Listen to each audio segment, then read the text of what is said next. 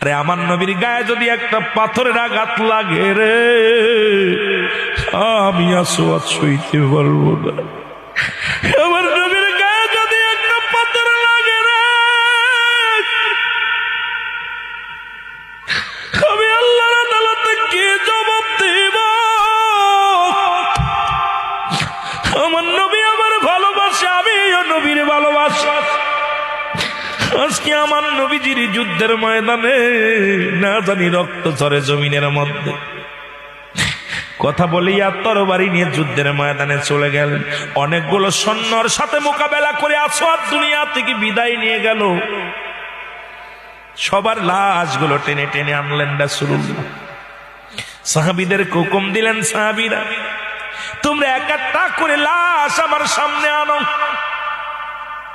সমস্ত সাহাবীদের লাশ মুবারক সারি সারি